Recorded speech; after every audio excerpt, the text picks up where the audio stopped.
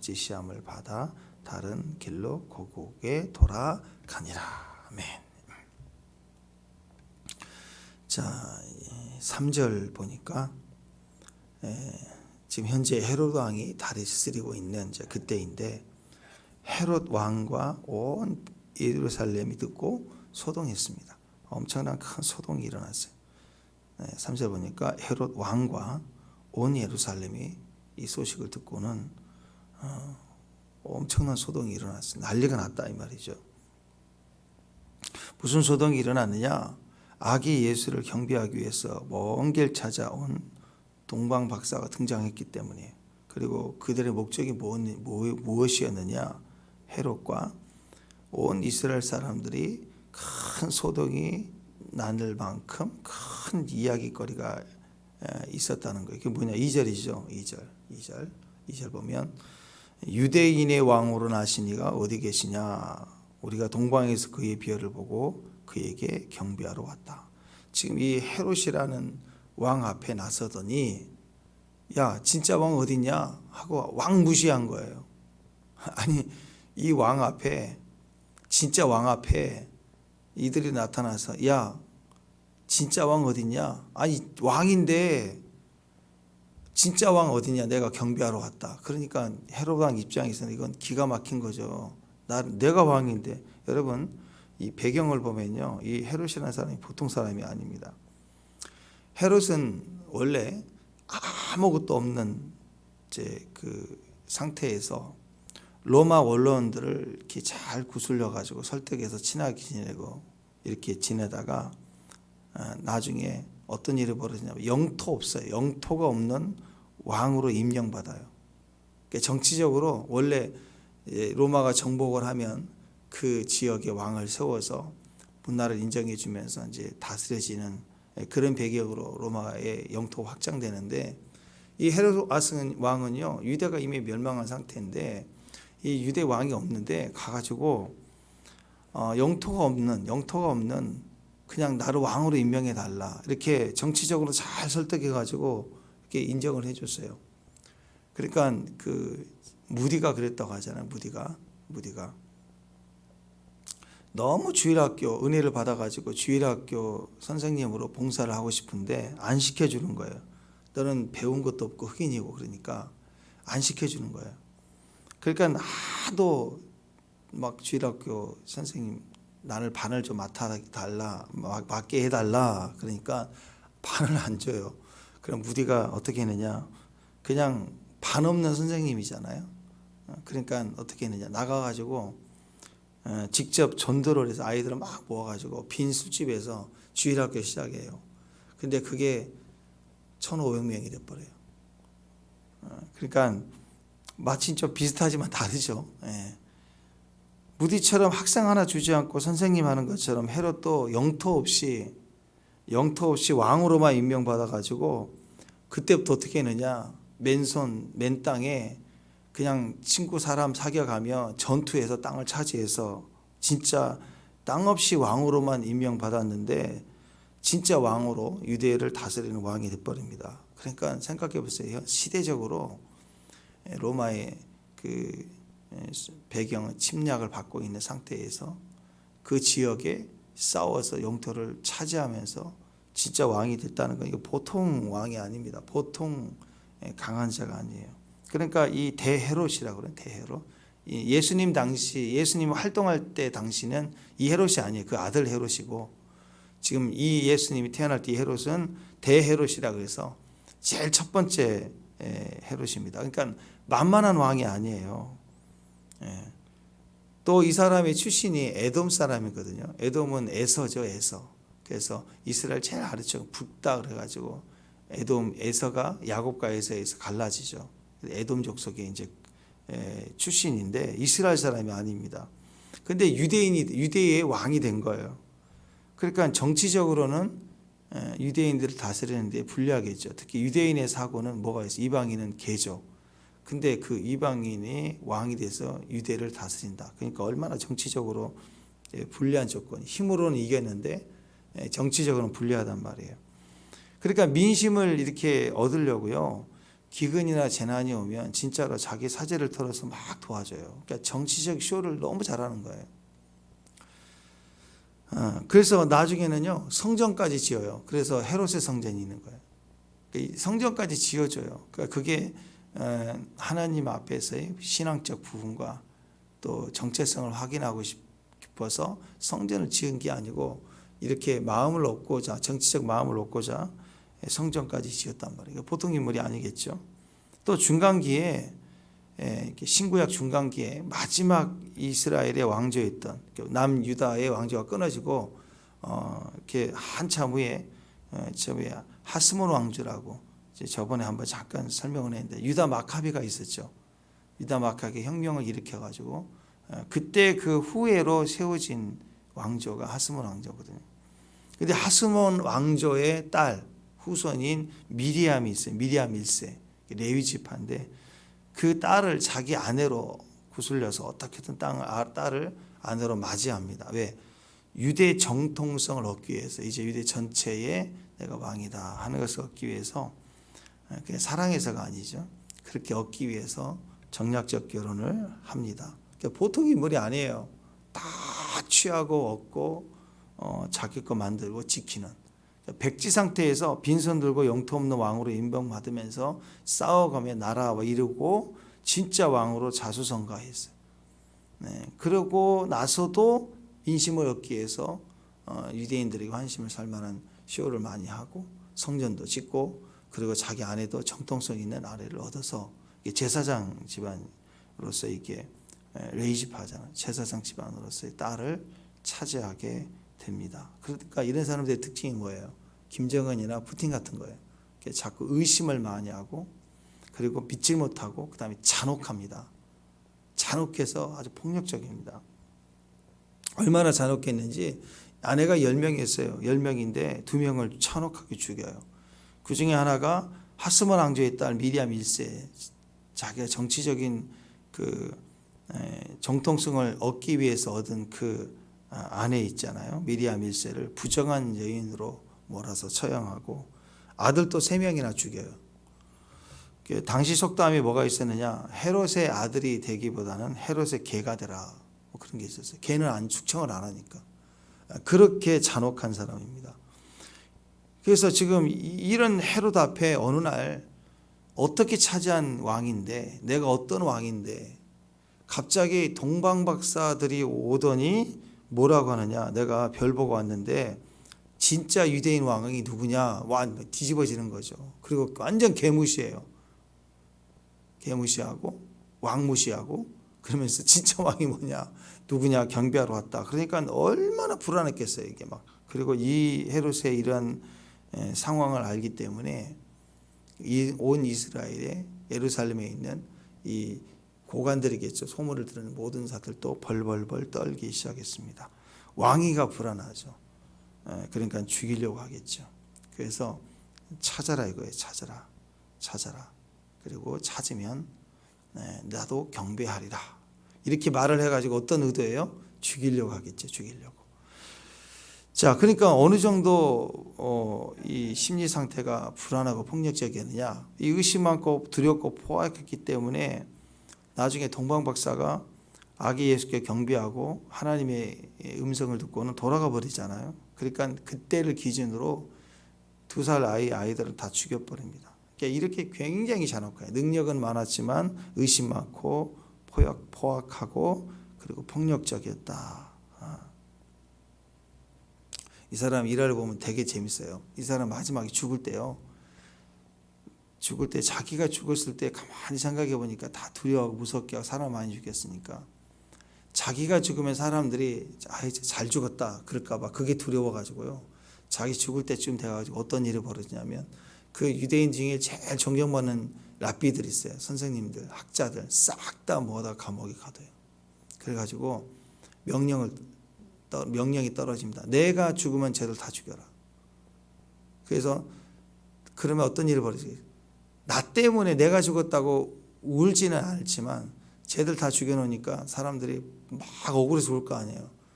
그러면 자기 죽은 그 죽음의 눈물을 챙기기 위해서 자기 때문에 울어주는 사람이 없으니까 눈물을 챙기기 위해서 이 학자들을 랍비들을 다 죽이려고 그렇게 명령을 때렸습니다.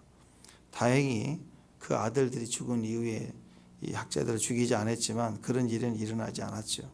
그러니까 이 사람의 성향이 그런 거예요. 자기 죽고 나서 우는 것까지 챙기려고 그렇게 했던 불쌍한 인생이에요. 불쌍한 인생. 그 사람이 헤롯입니다. 이런 헤롯을 건드려냈으니 동방 박사가 와서 건드려냈으니 난리가 나겠죠. 지금 막 발칵 뒤집어진 거예요.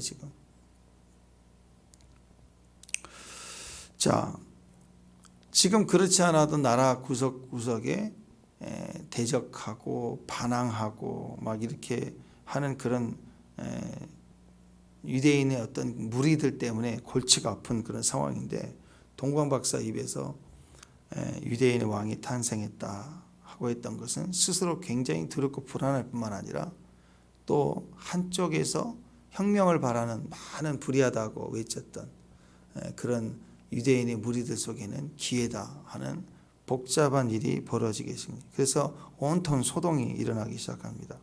진짜 유대인의 왕이 태어났고 지금 예루살렘에 살고 있다면 너무나도 불안한 것이죠. 사실 이때가 헤롯이 한 약 70세가 좀 넘을 때거든요. 지금 70대하고 달라요.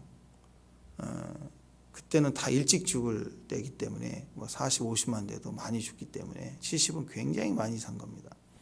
죽을 때가 다가올 그때인데 자기 왕국에 대한 욕심을 그 탐욕이라는 게 얼마나 강했는지 집착되는지 알 수 있죠. 그때 이런 동방 박사의 출현이 자기 인생 말년의 최대 위기고 또 불안했겠죠. 그래서 나도 경배하게 해달라 하면서 죽이려고 들었다라는 것이죠. 자, 이런 배경에서 동방 박사는 보통 헤롯 왕, 대왕을 보면 소문을 들었겠죠. 알고. 그리고 왕이니까. 근데 최대한 예의를 갖춘다고 하지만 근본 핵심은 네가 왕이고 진짜 왕이 있다. 이런 배경에서 경배하러 왔다는 목적을 정확히 했던 이들의 모습을 보십시오. 잘못하면 왕 만나기 전에 기분 나쁘게 했다고 여기서 다 죽일 수도 있는 거예요. 근데 당당하게 자기 목적을 얘기합니다. 모세가 바로 앞에 갔을 때도 사실 초라한 노인을 누가 만나줘요. 그렇지만 하나님이 계획하시니 만나게 해주시고 그 안에서 밝히죠. 사흘길로 가서 내 백성으로 하나님을 예배하게 하라. 목적이 분명합니다. 하나님 섬기러 간다. 내 백성을 나가게 하라. 분명하게 정확하게 왕 앞에 가서 얘기를 하는 거예요. 죽을 수도 있는 위기 아닙니까? 여러분, 예배라고 하는 것은요. 예배라고 하는 것은 이렇게 자기 대가가 분명한 것입니다. 예배라고 하는 것은 정확하게 자기 대상, 경배의 대상을 아는 데서부터 시작이 됩니다. 그 목적 하나에 분명한 거예요. 이렇게 저렇게 말을 돌리고 또 이렇게 얘기하고 친구 집에 간다 그러고 뭐 어디 뭔 시즌이 있다 그러고 어디 나가 백화점에 갔다 온다고 하고 왜냐하면 백화점 간다고 하면 난리를 안 치는데 교회 간다면 난리를 친다. 그러니까 지혜롭게 해야 된다 하고 약간 핍박을 피하기 위해서 이렇게 얘기할 수도 있지만 경배는 그런 거 아니에요.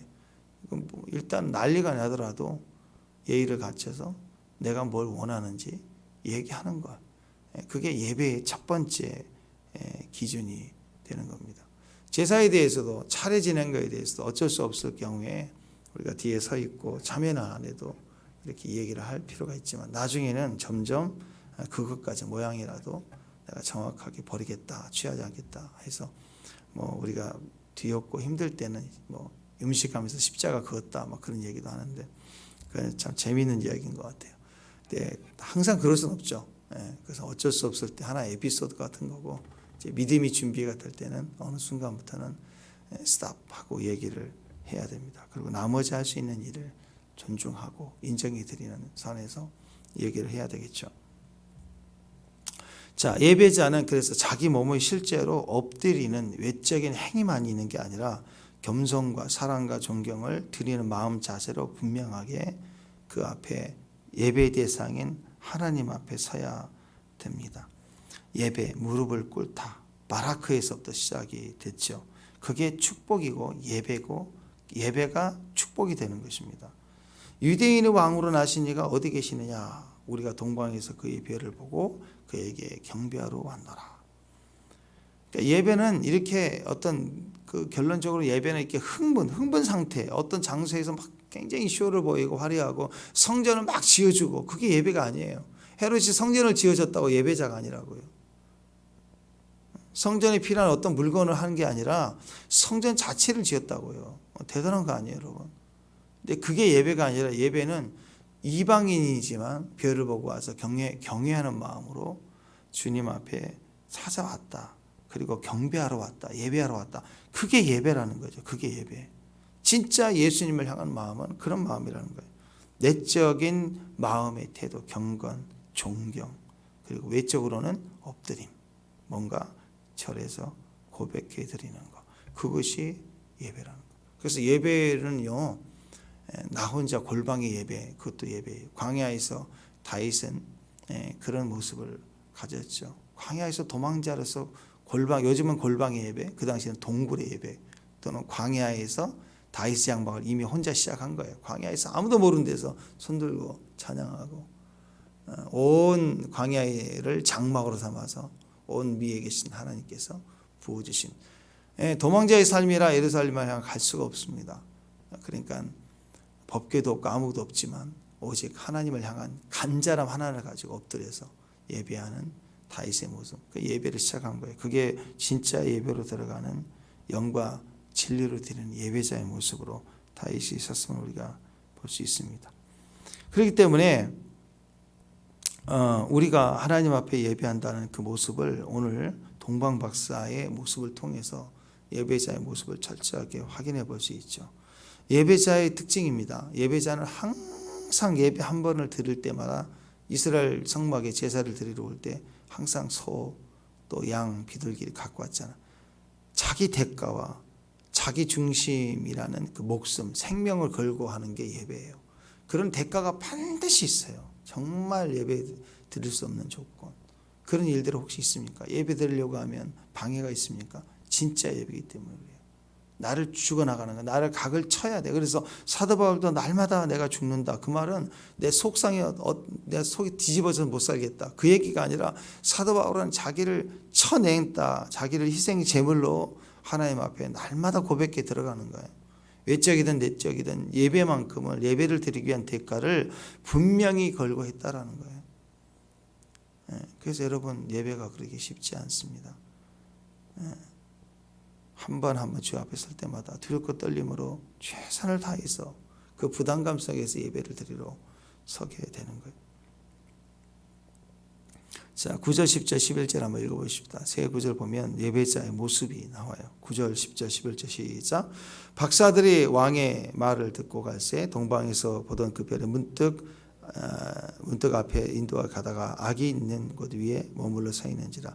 그들이 별을 보고 매우 크게 기뻐하더라. 집에 들어가 아기와 그의 어머니 마리아 함께 있는 것을 보고 엎드려 아기께 경배하고 보배압을 열어 황금과 유황과 모략의 예물로 드리니라. 자, 12절. 그들은 꿈에 헤롯에게도 들어가지 말라 지시함을 받아 다른 길로 고국에 돌아가니라. 자, 예배에 있어야 될 것들이, 예배에 있어야 될 것. 첫 번째, 예배에는요, 기쁨이 있어야 돼요. 10절에. 예배 그러면 다 기쁨이 있어야 돼요. 그들이 별을 보고 매우 크게 기뻐하더라. 매우 크게 보고 기뻐하더라. 별은 사인이죠. 아멘. 우리 안에 샛별이 딱 떠오르는 것처럼 내 안에 레마의 말씀, 하나님 음성도 내 안에 샛별이 떠오르는 것 같다 했습니다. 별은 하나님이 아니에요. 별은 이렇게 샛별이 떠서, 이렇게 별이 떠서, 큰 별이 떠서 이동해 갈 때 보고 갔다. 그 말은 인도에 가는 하나의 사인이죠. 그렇지만 그 별을 봤을 때 어떤 마음이에요? 크게 기뻐했다. 제가 늘 얘기하지만 반지와 같은 거 아니에요? 반지는 사랑하는 대상이 아닙니다. 그냥 반지일 뿐이에요. 그러나 연관이 돼 있죠. 연결된 상징이라고요. 그래서 그런 사랑하는 대상과의 관계가 깊고 깊은 사랑의 관계이기 때문에 반지만 봐도 기쁜 거예요. 축복합니다. 아가서에 보면 내 사랑하는 일은 밤새 내 심중 마음에 있는 모략 향낭이다. 그러니까 남편이 한 번씩 양을 몰고 양치기 하러 나가면 뭐 몇 개월이 아니라 1년, 2년 이렇게 때로는 3년 걸려서 돌아올 수 있다. 그 돌아오는 남편이 돌아오기 전에 외로워하지 말고 두려워하지 말라고 비싼 모략 향랑 모략이 들어가 있는 향 주머니를 선물하고 가면 이 신부는 그 가슴에다가 이렇게 품어요. 그래서 이런 일 저런 일 억울한 일 속상한 일 터질 때마다 막 움직이고 화가 날 때마다 또 특히 밤새란 말이 언어에는 들어가 있는데 밤의 시간대마다 가슴에서 막 이 모략 향주머니를 품고 있으면 향이 위로 팍 터진다고. 향이 그 향을 맡으면서 모략 향내를 맡으면서 내 남편이 선물해 주고 하는 것을 기억하고 그가 돌아오는 것을 기대하고 그런 시간을 보내는 것처럼요. 사랑의 관계가 분명하고 커지면 이런 작은 사인에 큰 기쁨을 얻어요. 교회라는 공동체가 그런 이유가 되고 찬양 한 곡만 하더라도 말씀 한 절 떠올라도 예배하러 가는 자는 크게 기뻐할 수밖에 없는 거예요. 우리가 예수님을 만나는 것은 가장 크게 기뻐하는 이유가 됩니다. 예수님이라는 거, 예수님을 상징하는 모든 것들마다 기뻐요. 그래서 교회 어떤 사람은 교회 오면 교회 냄새가 난다. 그래서 교회 들어오면 이렇게 맡아요. 교회 냄새가 있을 때 평안하고 너무 행복하고 기쁘다는 아무도 없어도. 오늘 동방박사들을 보십시오. 최상급으로 기쁨을 표현합니다. 지금 이 기쁨은 어떤 걸까? 어둠 속에 있던 자가 이렇게 빛을 탁 발견했을 때 기쁘지 않겠어요? 또 어떤 미로를 막 찾아 헤매고 있을 때 그 길을 딱 찾아 들어갔을 때 찾았을 때 너무 기쁘지 않겠어요? 그와 같이 그들의 많은 연구와 고민 속에 별을 보고 메시아, 동방의 날 메시아를 찾아왔을 때 그들이 찾고 찾다가 그 별을 보고 또 별이 드디어 아기 예수를 이렇게 인도에 가서 만나게 할 때 볼 때 얼마나 그게 자기 안에 기쁨이 있는지 이제 정답을 찾았고 온 목적을 이루게 됐고 마치 기도하다가 응답이 탁 떠오를 때 얼마나 기뻤겠냐는 거예요. 응답이 탁 됐을 때 아멘 했을 거 아니에요. 그래서 유대인의 왕이죠. 온 인류의 죄를 구속할 메시아를 찾게 된 기쁨이 얼마나 컸던지 막 크게 매우 크게 기뻐했도다. 이게 임마누엘의 기쁨이죠. 오늘 이 기쁨이 있기를 바랍니다. 기름 부음입니다. 기름 부음. 찾고 내가 얻었습니다. 내 것입니다. 내 주님 내가 놓치지 않겠습니다 하고 그 기름 부음 발견한 거예요. 얼마나 기뻐했겠어요. 이 기름 부음이 흐름이 내 안에 있는 기쁨. 메시아, 약속된 예언의 그분이 이 땅에 오심을 찾고 만나기 위해서 왔는데 드디어 내가 그것을 보게 됐다. 하나님 성전에서부터 약속된 기름 부음이 실제로 기름 부음의 어노인팅, 메시아로 또 그리스도로 오신 예수님 만나게 될 때 흐름이 동방박사들에게 흘러온 거예요. 그래서 그들의 제한적인 능력이잖아요. 학자들이니까, 박사들이니까 연구하고 전문을 연구하고 성경까지 예수 믿는 사람은 아니었지만 구약의 성서까지 확인해서 이제 저 별은 분명히 메시아의 출현이다. 이걸 연구해서 알아서 왔잖아요. 여기까지. 자기가 할 수 있는 선에서 최선을 다해서 찾아온 거예요. 그런데 이들이 기름 부음을 받고 이제 예배하게 되니까 기름 부음을 받으려면 고개 뻣뻣 서 있으면 되겠어요? 아니 기름병 위에 목을 세우고 있으면 기름 부어지겠냐고. 기름병 밑으로 무릎을 꿇어야죠. 그래서 왕일지라도 왕으로 기름 부음 받을 때는 무릎을 꿇어요. 그럼 제사장에서 기름을 붓죠. 근데 내가 왕인데 제사장 앞에 내가 무릎을 꿇어? 그러면 안 되죠. 그리고 내가 왕이니까 내 위에 올라갈 수 없어. 누구도 올라가지 마. 그러면서 기름 부어. 그럼 어떻게 하란 말이에요? 밖에서 부어대야 돼요? 무릎을 꿇어야죠. 제사장이 공중부양해가지고 올라가서 기름을 부어야 되나요? 올라가지 마. 그러면 누구도 올라갈 거 아니에요. 못 올라가잖아요. 무릎을 꿇어야 돼요. 왕일지라도 무릎을 꿇어야 제사장이 기름 부음을 부어주는 겁니다. 그러니까 이들이 와서 경배하고 기뻐하면서 경배했더니 기름 부음이 부어졌어요. 그래서 올 때는 연구에서 자기 학문의 능력으로 확인해서 왔지만 우리가 알 수 있도록 기록된 이런 내용들을 가지고 연구해서 왔지만 갈 때는 계시를 받아서 가요. 꿈에. 이들이 하나님의 사람이었으니 애초 처음부터 계시를 받아서 왔겠죠. 그러니까 여러분 우리가 이런 단계가 있기를 바라요. 아멘. 우리가 부족하지만 잘 믿지 못하는 영역이 있을 수 있고 제한적인 믿음의 영역이 있을 수 있지만 최선을 다해서 주님 앞에 내가 알 수 있고 들을 수 있는 성경 말씀에서부터 시작해서 우리가 하나님 음성을 듣고 순종하려고 하는 모습으로 믿음으로 나아가다 보면 어느 순간 예배자가 되고 경외함을 느끼고 경배하고 나면 꿈에서부터 시작해서 환상이 열리고 그리고 하나님의 인도하심을 따라 맡긴 계시적인 사람으로 바뀌게 되는 거예요. 바뀌게 되는 거예요. 예배의 능력 속에 있더라. 예배를 통해서 기뻐하고 기뻐할 때 참된 예배를 드리는 자의 기쁨이 막 넘쳐나야 돼요. 매우 크게 기뻐하고 기뻐해야 되더라. 그러려면 이 동방 박사들처럼 감사함으로 막 연구하고 찾고 말씀을 듣고 순종하고 확인해 보려는 마음이 필요하다. 이 이방 사람들 아니에요.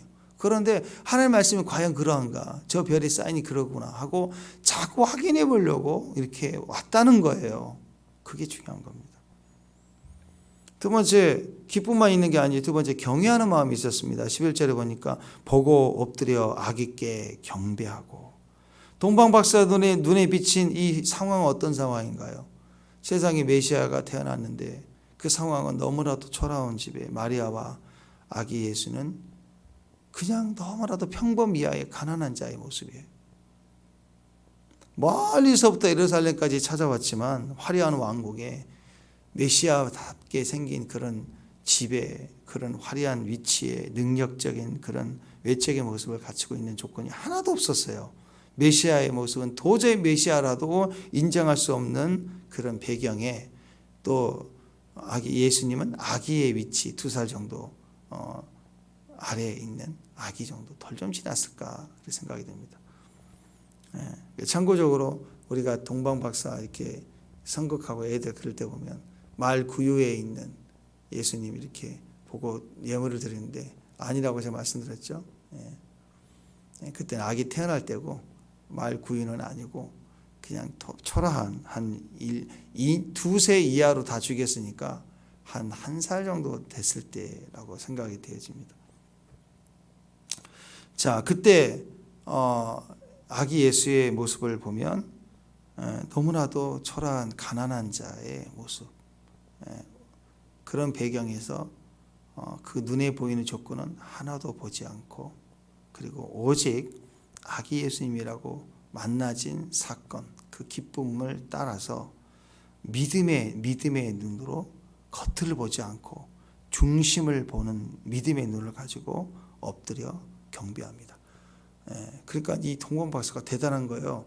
가장 화려한 헤롯의 성전까지 지었잖아요. 그렇게 큰 왕 앞에 가서는 진짜 왕이 누구냐 하고 당당했고, 그리고 가장 연약한 사람으로 치더라도 어린아이, 그리고 가장 초라하고 아무도 없는 그런 소박한 집에 들어가서는 벌벌 떨면서 엎드려 경외함을 가지고 경배하고 예물을 바쳐요. 그러니까 왕 앞에 가서는 진짜 왕이 누구냐 하면서 예물 드렸나요? 아무것도 드리지도 않아요. 10원 한 장 안 내놔요. 그런데 아기 예수님을 보고는 와서는 가장 값비싼 3가지 예물을 드리고 경배합니다. 무슨 눈이에요? 중심을 보는 눈이에요. 중심을. 진짜 아니면 엎드리지 않는. 고린도후서 5장 7절에는요. 이는 우리가 믿음으로 행하고 보는 것으로 행하지 아니함이라. 예배자의 모습이에요. 신앙인의 모습이에요. 사람 보지 않아요. 중심을 봐요. 그래서 무시하지 않아요. 사람은 하나님의 형상이니까. 또 그 사람이 못되고 악하고 헤롯과 같은 사람일지라도 그 사람을 보지 않고 하나님 중심을 보기 때문에, 하나님의 경륜과 주님의 기름 부음을 보기 때문에 우리가 용서하고 사랑하는 거죠. 다윗을 보십시오. 자기 원수죠. 근데 사울왕을 세운 하나님을 경외하고 중심을 볼 수 있기 때문에 순종하고, 그리고 끝까지 그 기름 부음을 지켰다라는 거예요. 이게 기름 부음의 사람의 모습이겠죠. 자, 이 동방 박사는 기쁨을 가졌습니다. 또 두 번째 이렇게 경외함을 가졌습니다. 세 번째 11절 예물을 드렸어요.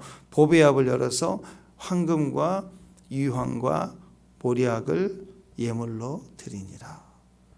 빈손 들고 온 게 아니라 희생을 가지고 왔습니다.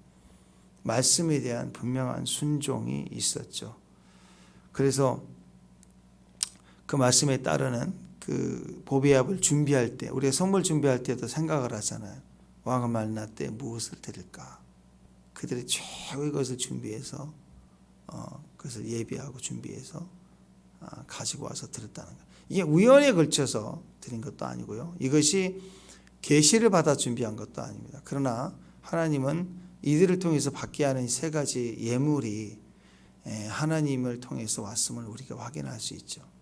이들은 자신의 이성적인 판단을 가지고 유대의 문화와 학문을 연구하고 성경을 연구하면서 가장 귀한 것, 유대인의 왕으로만이 아니라 온 땅의 인류의 메시아라는 것을 알았기 때문에 이들이 찾아가서 무엇을 드릴까 고민할 때 유대인의 왕으로 왔으니까 가장 메시아적인 선물이 무엇일까를 연구했다는 거예요. 여러분, 하나님 은성은요 계시적으로만 오는 게 아니에요. 이렇게 연약하지만 말씀을 찾고 확인해보고 존중한 마음으로, 또 주인의 아들이 아니면 그 상에서 떨어지는 부스러기 빵이라도 먹겠다는 심령으로 오는 이방인에게는요 하나님이 계시를 주신다고요.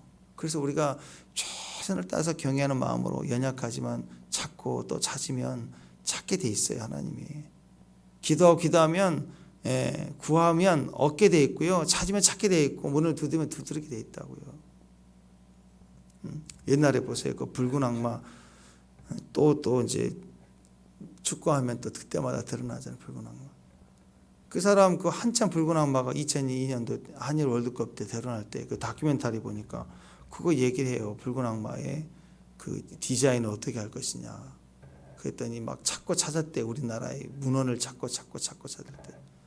그때 그 붉은 악마 그 디자인의 꿈에 이 붉은 악마 그 뭐 치우천하인가 뭔가 하는 그 도깨비 같이 생긴 게 나타나 가지고 그걸 보여주더라는 거죠.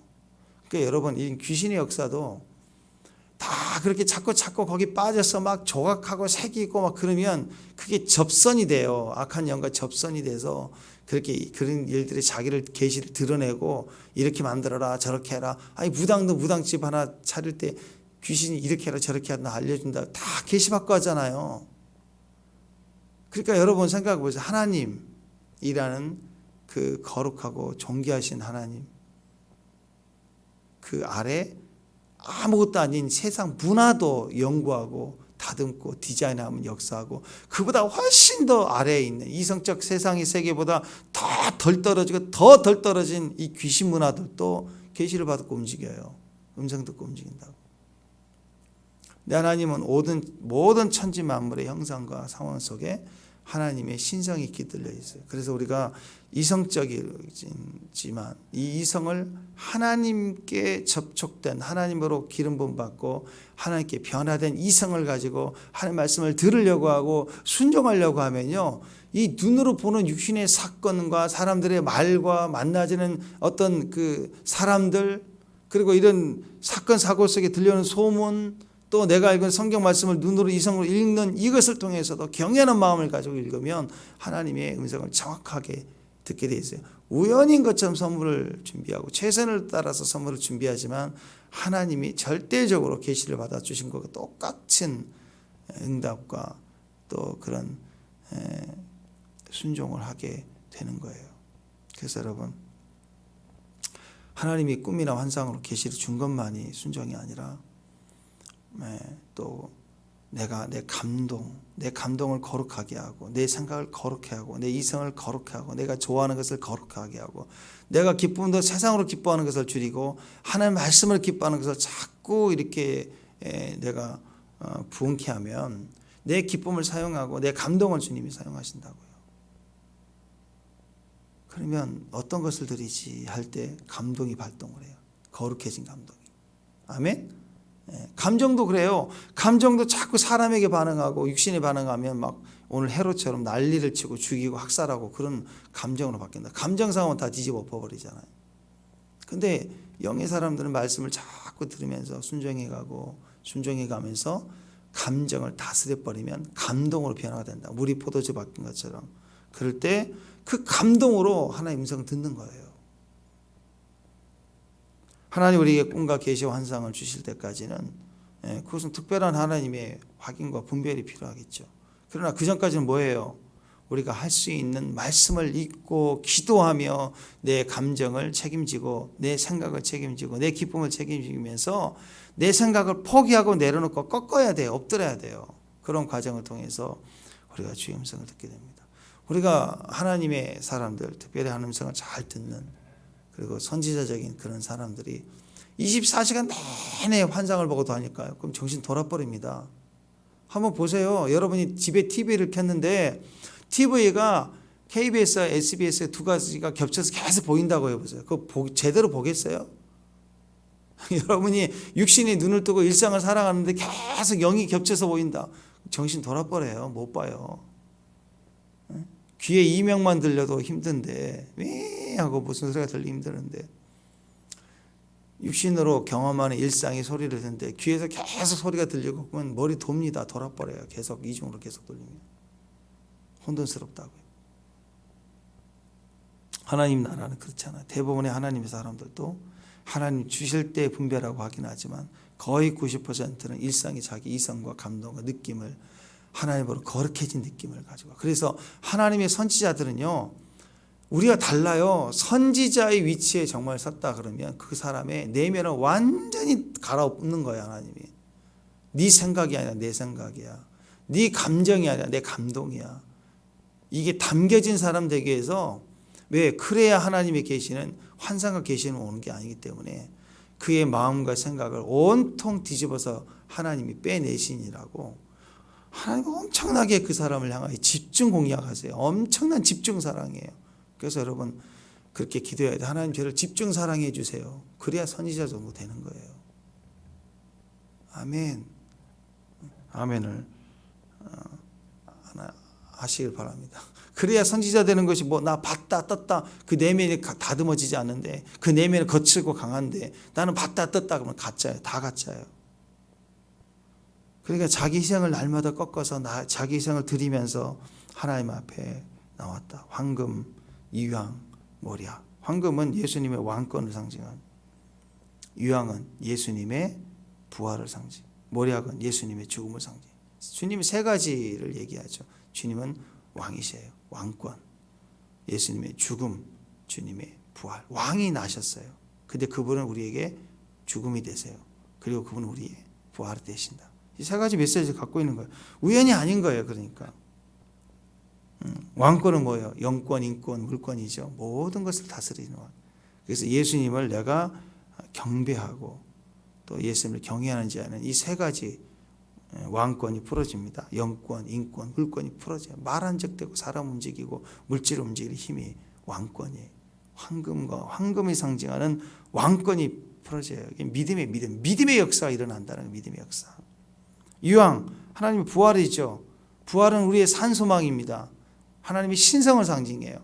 위로 올라가신 분이에요. 신성이 신성. 그런가 그분이 이 땅에 인성으로 오셨죠. 모략입니다. 어떻게 하나님이 죽을 수 있느냐? 인성이에요. 인간으로 오셔서 죽는 거예요. 사랑을 의미하죠. 얼마나 사랑이 큰 신지. 그래서 이 황금, 유황, 모략은 황금, 믿음, 유황, 소망, 모략은 사랑. 믿음, 소망, 사랑. 완벽하게 우리를 준비된 사랑 선물로 드려지고 받으신 거예요. 안타까운 것은 유대인 왕이 세상의 왕으로 오셨지만 예수님을 만나 첫 번째 경외하는 자들이 누구였느냐? 유대인이 아니라 이방인이었다. 우리가 여기서 하나님 역사의 복선이 보이죠. 네. 복음이 유대인으로 시작됐지만 예수님으로 죽으시고 그 복음이 유대인에게서 멈추고 이방인으로 넘어가서 이방인을 통해서 엄청난 예수님의 영광을, 예수님의 경외함을 얻게 될 때 다시 유대인들이 시기하여서 다시 꺾여서 돌아오게 되는 그림으로 다시 완성이 되는 거예요. 누구의 누구? 이방인이지만 가장 먼저 주님 앞에 예배 드릴 수 있는 그런 믿음을 가지고 사는 사람 누구예요?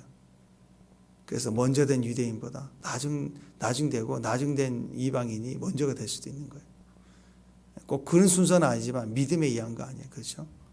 그러니까 교회도 그렇습니다. 늦게 왔고 이제 신앙생활 시작하지만 진짜 신부로 뛰어들고 영광으로 뛰어드는 자들이 있을 수 있다는 말 축복합니다. 또 네 번째로 뭐가 있느냐, 이 동방 박사를 통해서 네 번째 어떤 모습, 예배자의 모습은 순종이 있었습니다. 순종. 11절에 보니까 지시함을 받아 다른 길로 고국에 돌아갔다. 왕에게 안 가. 왕이 명령했었잖아요. 와라, 알려라. 개무시해버린 거예요. 딱 하나님 말씀에 순종하고 하나님 만났으니까 하나님 말씀대로 순종에 들어갑니다. 순종이 있습니다. 이게 예배의 요소들입니다. 축복합니다. 아멘. 이게 예배 요소예요. 예배를 드릴 때 우리 예배에 첫 번째 기쁨이 있어요. 두 번째 우리에게 경외하는 마음이 있어요. 그 다음에 예물을 드리는 자기 헌신, 그리고 순종이 있어요. 이게 다 예배자의 모습이에요. 이 과정에서 우리가 완성되어져 가는 거죠. 지금부터 하나님 찾을 때마다 이런 임마누엘 기쁨, 기름 부음의 흐름을 따라서 계시적으로 보면 기쁨이 넘쳐나잖아요. 임마누엘 기쁨이 팍 폭발이 되고 그 마음의 기쁨을 따라와서 경외함으로 바뀌어요. 기쁨이 방종이 아닙니다. 나이트클럽에 날랄랄랄 그런 게 아니에요. 그 기쁨이 경외함으로 폭발을 해버리는 거예요. 겉으로는 기쁨, 속으로는 경외함으로 무릎을 탁 꿇어서 그리고 자신의 것을 고백해 드립니다. 내가 나의 희생이에요. 나를 드립니다 하고 나를 반영하는 존재를 드려 고백해 드리는 거예요. 그리고 듣고 순종하고 충성하고 가는 거예요. 이게 신앙이. 우리 신앙생활 전체가 그래서 사실은 예배에 연결되어 있는 거예요. 항상 기뻐하시길 바랍니다. 아멘. 경외하는 마음으로 주를 찾고 그리고 자신의 그 희생에 고백해 드리고 그리고 들었던 말씀의 순종으로 세상을 지배하고 가고 왕권을 사용해요. 세상을 지배하고 가라는 거죠. 그래서 이 주님만이 왕이십니다. 이 찬양하는 것처럼 예배자의 그 아름다운 모습으로 세상을 승리할 수 있기를, 마지막 때 적그리스도의 세상 왕도 개무시하고 왕무시할 수 있는 절대적 믿음, 하나님 사랑하는 신부의 이 영성, 순종, 예배자의 고백으로 승리하시는 저와 여러분 되시길 바랍니다. 기도하겠습니다. 하나님 감사합니다. 우리의 기쁨이 예배 안에, 예배를 통해서 우리가 경외하는 마음, 소망을 갖고 또 예물을 드리고 우리가 충성하여 순종하여 끝까지 주의 뜻을 따라 하나님 앞에 서 있는 예배자로 승리케 하옵소서. 예수님의 이름으로 기도합니다.